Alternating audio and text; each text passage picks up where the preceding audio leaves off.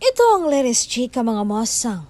Alam niyo bang si Donnie, kinakausap raw si God araw-araw tungkol kay Belle? Bakit? Ganon pala katindi ang pagmamahal ni Donnie.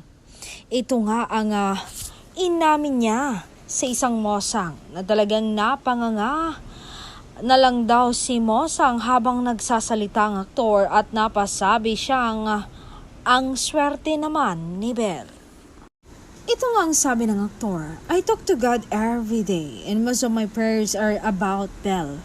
Alam niya kung gaano katagal ko siyang hinintay, kung gaano ako kasabik na matagpuan siya. I've whispered countless hopes and dreams, asking Him to keep her safe, to guide her, and to bring her closer to me. Sinabi ko sa kanya kung paano kumikinang yung mga mata mo, kung paano nagliliwanag ang mundo ko sa tuwing ngumingiti si Belle.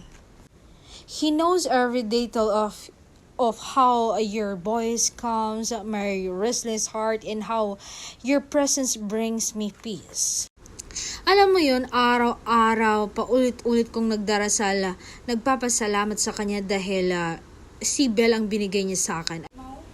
So, if ever you wonder how God much make her Belle wonderful meant to me, the way remember that she I've shared loved every the piece kindness of her in your with eyes, God. Sa kanya the ko strength. ipinagtitiwala ng lahat ng tungkol kay Belle. Ang bawat takot, bawat pangarap, bawat pagmamahal, He knows, and I hope you do too, that loving her is the greatest blessing I've ever received.